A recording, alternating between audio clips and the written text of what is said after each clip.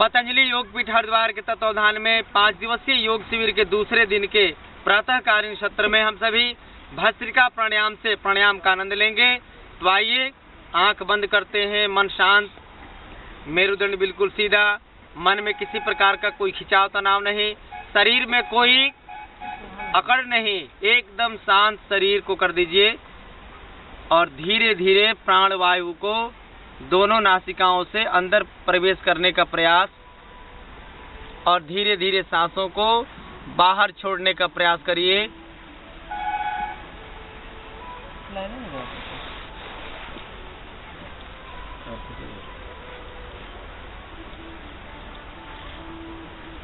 सबकी आंखें बंद हो।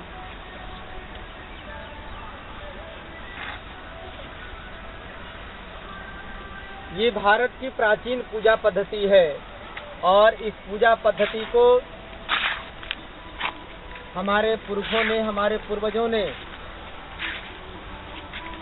आविष्कार किया है और इस अभ्यास को भगवान कृष्ण ने, भगवान राम ने, बुद्ध, महावीर, लक्ष्मी, दुर्गा, सरस्वती, पार्वती, हमारे सभी आदर्श महापुरुषों ने अपनाया और इस योग प्राणायाम को अपना करके सबने अपने जीवन को महान बनाया है।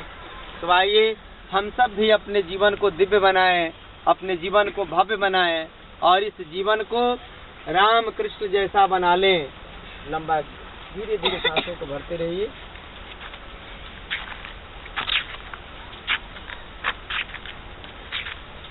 बहुत बढ़िया। जितना आप ज्यादा से ज्यादा सांस भरेंगे और धीरे धीरे सांसों को छोड़ेंगे, यानी जितना देर सांसों को भरने में आपने लगाया है उतना ही देर धीरे धीरे सांसों को छोड़ने में लगाएंगे।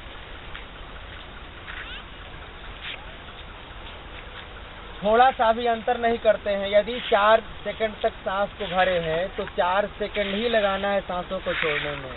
यदि आपने 5 सेकंड सांसों को भरने में लगाया है तो सांसों को छोड़ने में भी 5 सेकंड ही लगाना है। इसलिए अपने सामर्थ्य को धीरे धीरे बढ़ाते जाएंगे। और मन यदि आपका भटक रहा होगा, शुरू में मन भटकता है, आंख बंद करते हैं तो मन घर पे चला जाएगा, पेशा पे चला जाएगा, खेती पे चला जाएगा, बाल बच्चों पे चला जाएगा।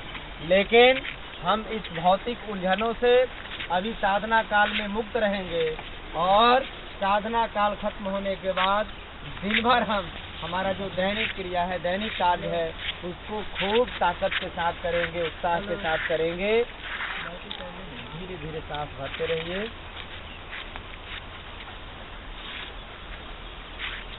बहुत बढ़िया अभ्यास चल रहा है और परमात्मा भी हमारा साथ दे रहा है।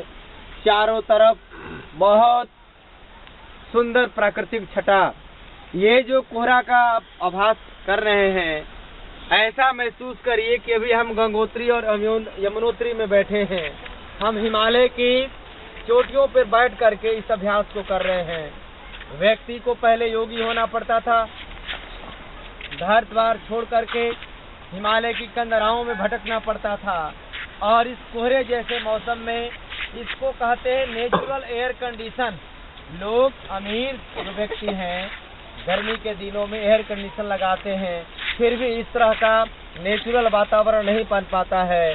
तो महसूस करिए कि हम सभी दिव्य आत्माएं हिमालय की गोद में बैठ करके और इस सुंदर से वातावरण में योगाभ्यास करने का जीवन में पहली बार हम सबको एक साथ बैठ करके इस शिवदत्त सिंह मेमोरियल कॉलेज पोसमा में योग शिविर में बैठ करके आनंद लेने का सौभाग्य प्राप्त हो रहा है।